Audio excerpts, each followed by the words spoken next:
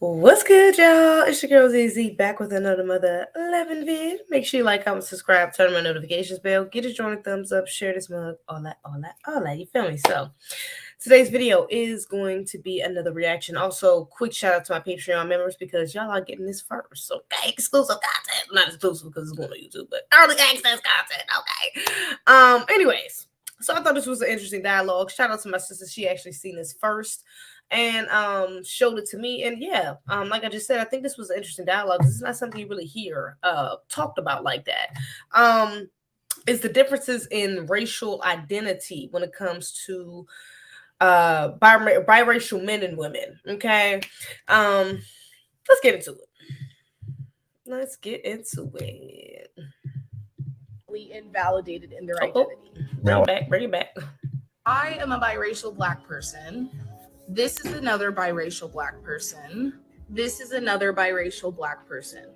I just want to talk about how it feels like men who are biracial Black people get to freely identify as whatever they want, and women who are biracial Black people get constantly invalidated in their identity. Now, I could be wrong, this is just a theory, but it could be the fact that a lot of mixed women tend to be obnoxious about it.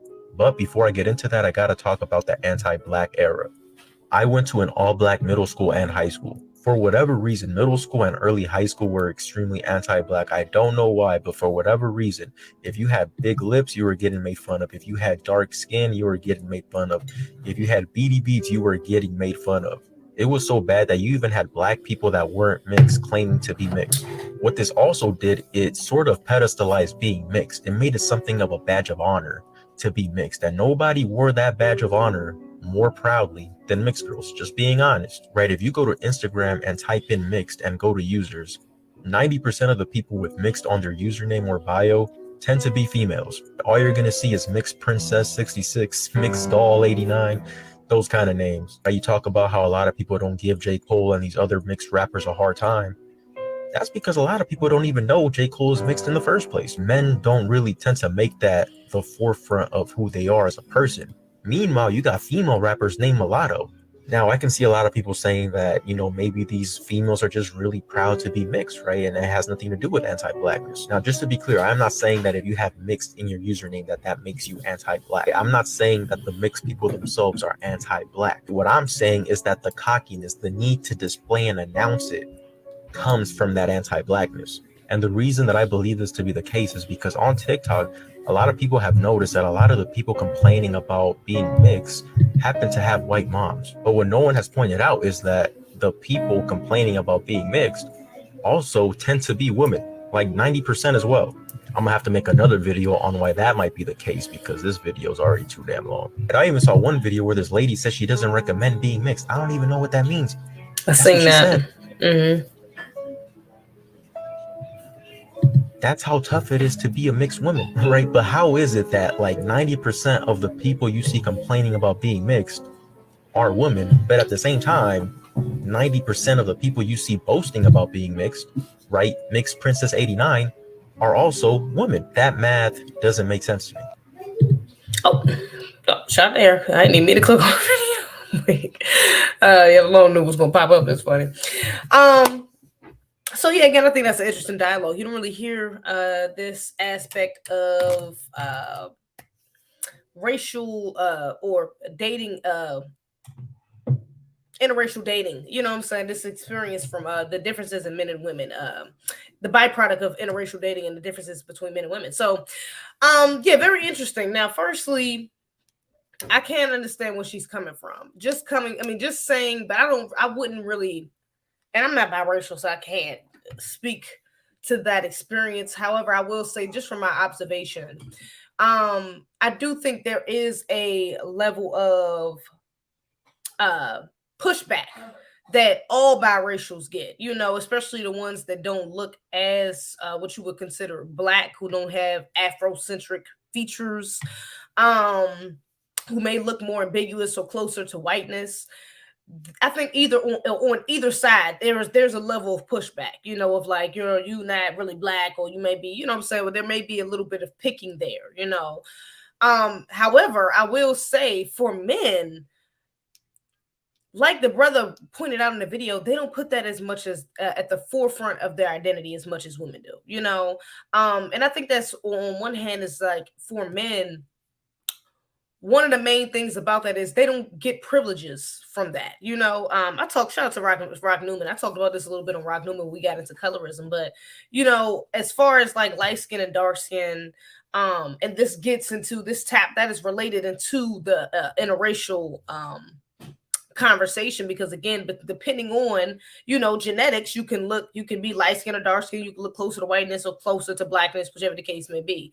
And so I think for a lot of these biracial light skinned men in particular, and these biracial light skinned women in particular, for them it's different experiences, because for the women you get privileges, you know, being accepted closer to whiteness, or being seen as closer to whiteness, you know, or being seen as closer to ambiguousness, because that is kind of glorified that within the realm of anti-blackness, like he said, as a part of the dominant society, pushed on us from the dominant society. It's a side effect of white supremacy, but that goes into our colorism and how that, you know, is prevalent in our culture, you know. And so you got the black men, you know, who, even the black women, honestly, it's not even just black men, you know, who kind of pedestalize these women, who are deemed more ambiguous or less black, you know what I'm saying, or more white, more foreign, or more light skin, whatever the case may be, like further away from blackness, and they get more privileges. You know, they get that light skin privilege. You know, they're closer to that complexion for protection, even though they ain't all the way to complexion. Okay, a lot of the times, but they're a lot closer to it. You know. And so that comes with privileges for women, you know, and then that also even the stereotypes that goes with that is like they're seen with softness, it's seen with more grace, they're seen to have more to be more feminine, you know, even if they don't have the actual aspects of femininity. But for men, on the other hand, light-skinned men, there's this whole thing where it's they are soft, and you know they real sensual, and they some hoes, they some punks, you know. So for men, it's not as much of a privilege that they get out of it, you know. You know, as far as when it comes to whiteness, they might get that privilege when it comes to white people and getting accepted into whiteness.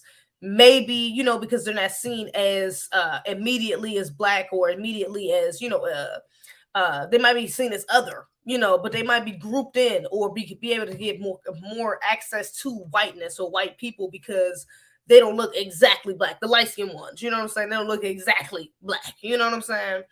And so there might be some privileges there, you know, especially being in the corporate worlds and things of that nature. But as far as when you're just talking about men amongst themselves, you know, that can be a downfall, because now you've seen it soft, like I said, or you've seen as, you know, you can be punk, you're not as strong as the dark skinned man, you're not as masculine as the dark skinned man, you know, or the black man who looks closer to a stereotypical black man, or that is deemed closer to blackness. So those are two different opposites. Those are two different sides of the spectrum I see as far as men and women when it just comes to the colorism aspect.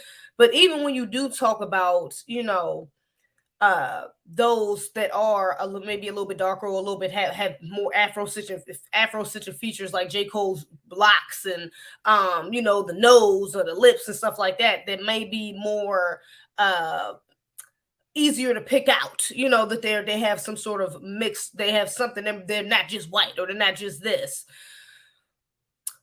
Then things does get a little bit more complicated, you know, because even within that, I think the brother is still making a great point, because I still don't think men put their biracial, or their race at the forefront of their identity, unless they do say they're black. You know, a lot of the times I do notice with light-skinned black men, they will just say they're black. You know, a lot of times you don't hear that or see that, unless it's something they coming up off some clout stuff they coming up off the internet, which is like more of the younger generation. They kind of making content with their parents and stuff like that, and it becomes like a trend, you know. Then it'll be kind of a part of their personality, or a characteristic they push up to the forefront, that you notice first. But for women, even before now, you know, even before this generation, it's always been kind of a thing where you knew who the mixed girls were. You know, the mixed girls usually made it clear, like, oh no, I'm white and black. I'm black and white. I'm black. You know what I'm saying? I'm white and black. I'm this and that.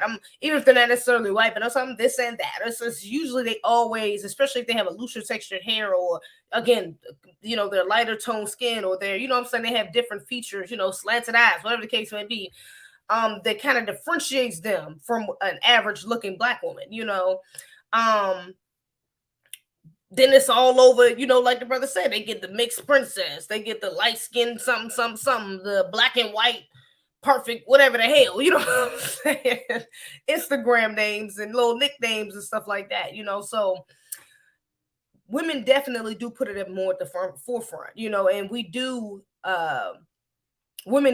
mixed women, should I say, do tend to be the ones that lead the conversation when it comes to problems within even colorism, or identifying as black, but that's because they also want to ride the line. And a lot of black women, and you hear this argument with some black mixed race black women. Matter of fact, Amber Rose is a good example. Amber Rose just went viral. It's going viral now because she's on College Hill, and it's a clip of her talking about how she didn't feel as close to black women as she's black and white, and she feel like she didn't fit in with the black girls, but she also didn't fit in with the white girls. She wasn't black enough for this, wasn't white enough for that, And Jocelyn is like calling her out, like, well, girl, it just sounds like you didn't want to be black, because she didn't really want to identify as just black. She wanted to identify as both, or something to that effect.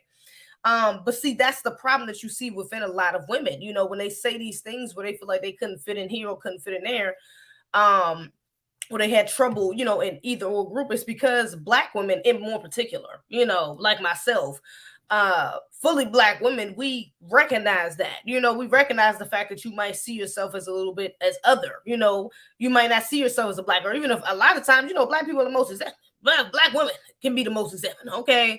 To double down on that. So we'll, if you call yourself black, well, we in it. Okay, you black. Okay, but since you black, okay, you one of us.